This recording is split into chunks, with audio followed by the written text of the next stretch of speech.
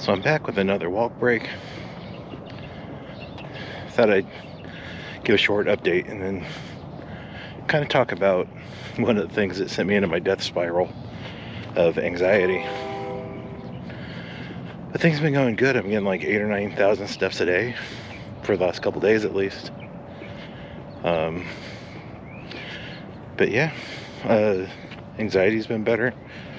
Wish I could get my eating under control, but one thing at a time, right? But yeah, so that's just kind of the status update. I don't get as winded as I did in that first video. Yeah. But anyway, one of the things that sent me down my anxiety death spiral was a problem I didn't know I had for over 30 years, but was there. I was born with it. I was having some sleepless nights about 3 or 4 years ago, and I went and saw the doctor. So the reason why I couldn't sleep is because my heart just would not stop pounding, like fast. Being laying in bed and my heart rate would be like 135, 140. And I just couldn't figure it out. Like, I tried dietary stuff. I tried turning off my cell phone, you know, the whole blue light thing. So my doctor hooked me up to an EKG. Keep in mind, I'm in my like late 30s at this point.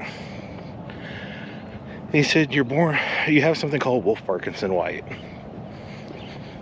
And I had no clue what this was. Apparently, Wolff-Parkinson-White is when you're born with a little extra wiring in your heart, which creates kind of a feedback loop. So it's kind of like a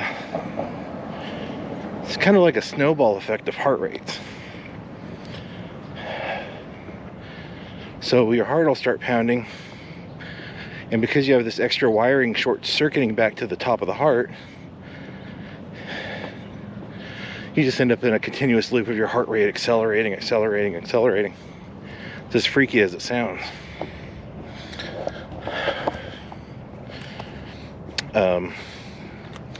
So my doctor, who is still my doctor for some reason, opted to do nothing about it. Fast forward another year. So I've been having stomach problems, and I went and saw a different doctor because after like months and months of these problems, like, it wasn't getting any better.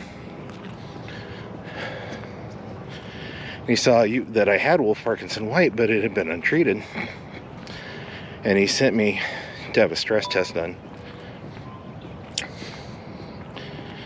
And I actually saw a cardiologist for the first time with this heart defect. And stress test, heart rate would not come down after the stress test, but they figured still no point of fixing this. It wasn't that bad. Now, truth be told, there's people that have this, their heart rate gets up into like 300s. How they don't black out, I have no clue.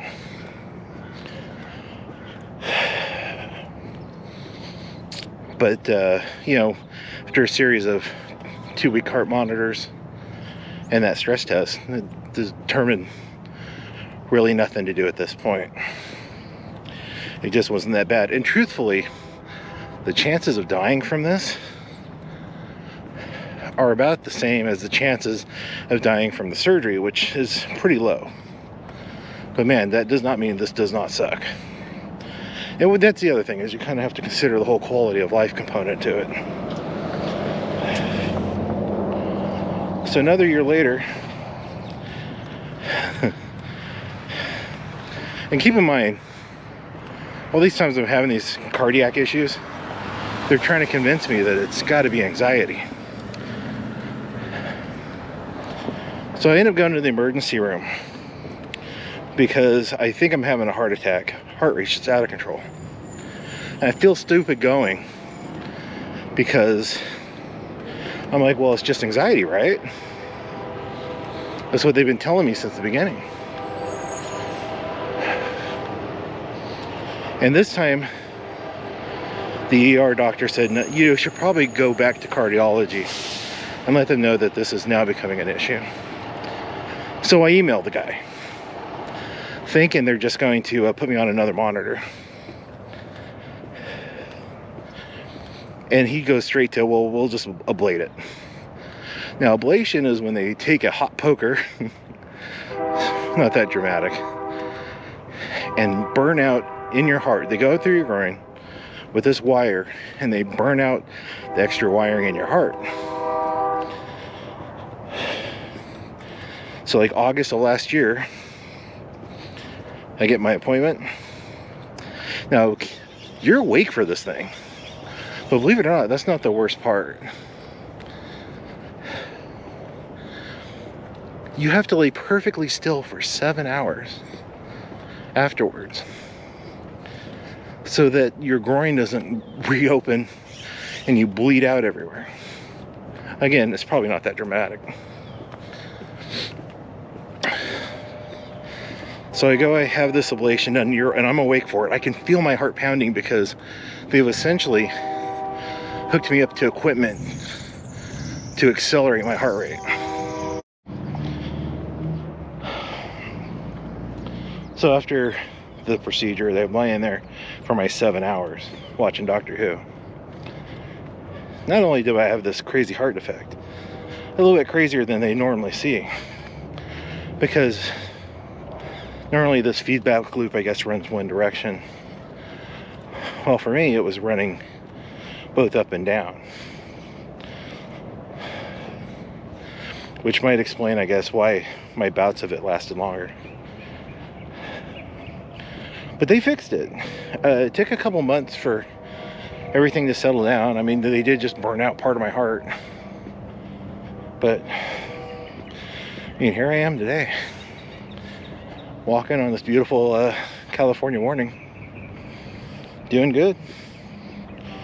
So that's just one component of my crippling anxiety. There's a lot more to it. Nobody watches these, so I don't really feel like I'm wasting anybody's time with all this information. But I figure next week I'll probably go into more detail about some of the other things that just kind of caused me to just lose my shit and not want to get off the couch out of fear of getting my heart rate up, which has just caused me even more problems. I mean, it really is like a death spiral. So, but yeah, so my walk's almost over. And if this finds you, thanks for watching. Later.